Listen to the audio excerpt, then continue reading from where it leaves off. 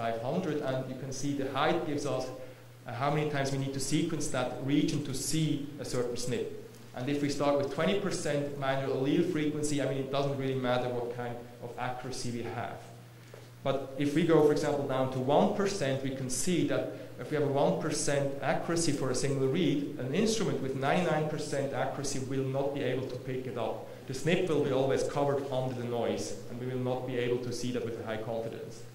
And if we go even further into the region where we have seen before, you know, these very rare alleles with a very high risk, 0.1% manual allele frequency, we can see that even the solid version we had up to now with a 99.94% was not enough accurate to actually see these SNPs out of the noise, so it was undetectable. And with the new solid version, the new chemistry, we're actually able, from a theoretical point of view, to see that, of course, we need to increase the sequence coverage. We need to, for example, we need to sequence the same position 8,000 times to have the 95% confidence to see these SNPs.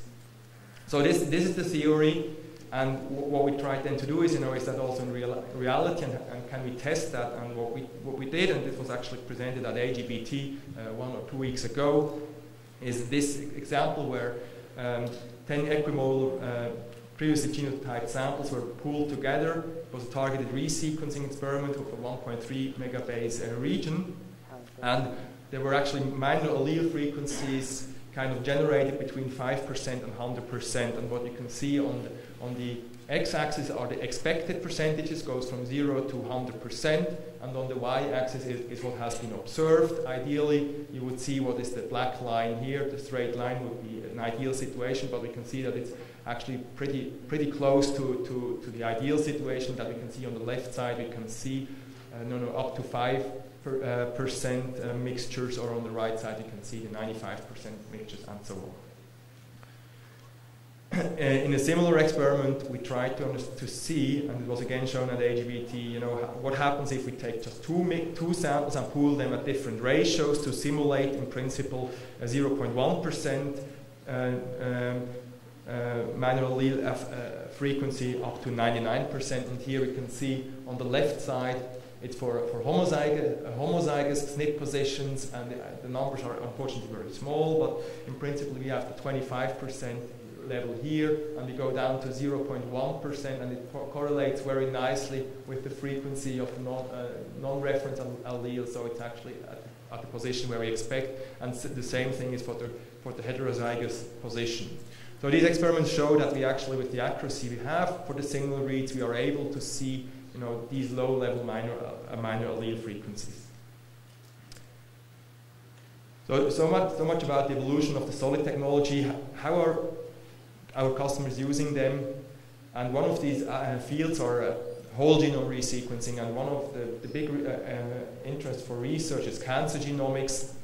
And this is just one of the earliest paper which has been done on a Sanger, on the solid from the Sanger Center, where they looked at the small cell lung cancer samples.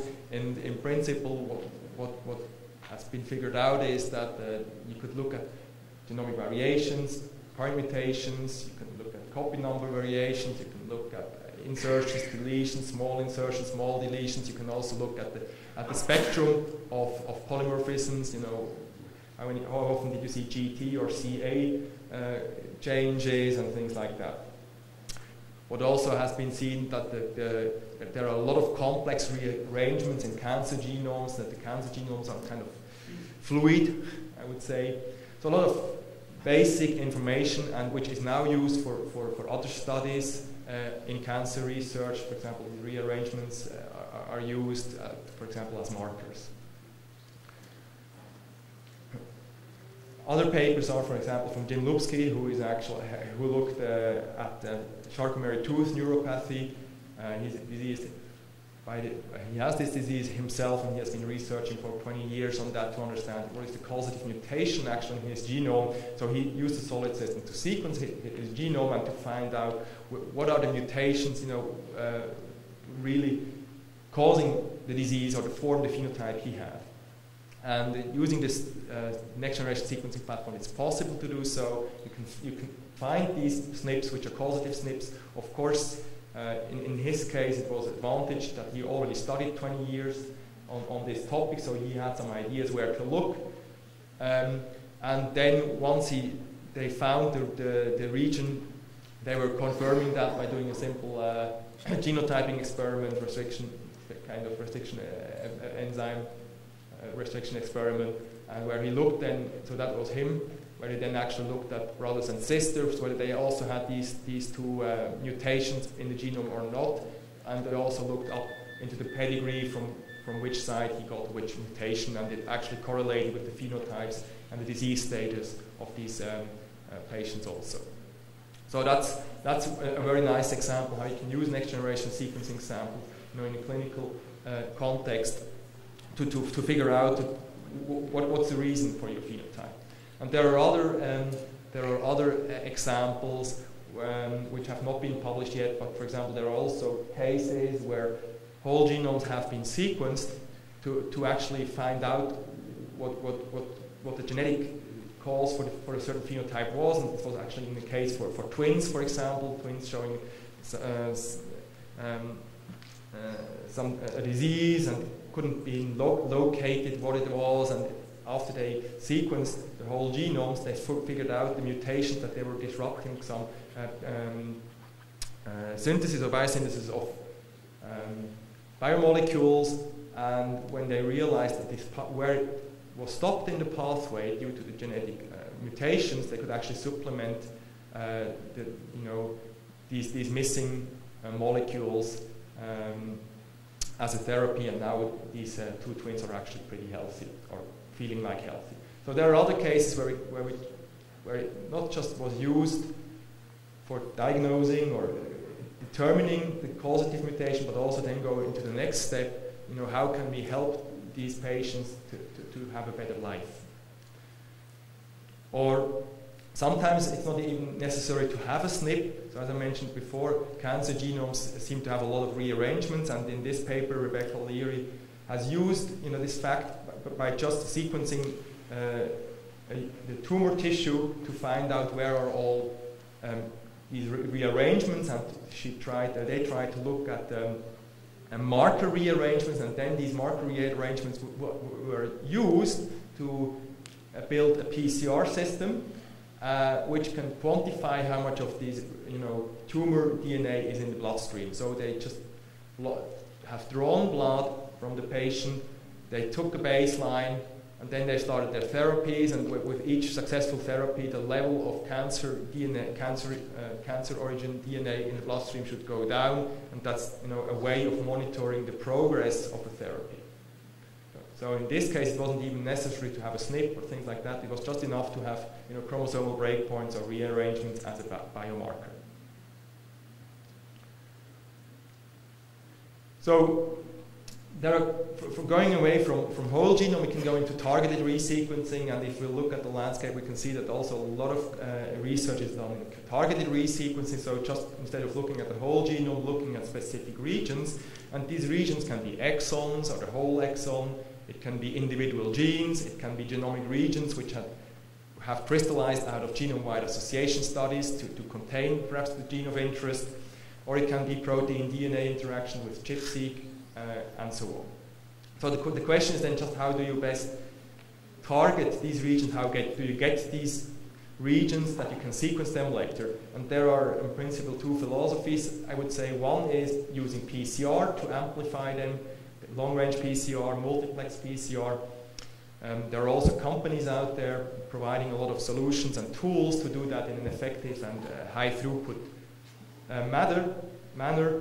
Or the other philosophy is to use hybridization-based technology, like hybridization on microarrays or hybridization in solution using magnetic beads. And also there are different companies out there providing solutions for regions like a few hundred kbs up to 50 megabases you can pull out of a human genome. And then these would be just sequenced.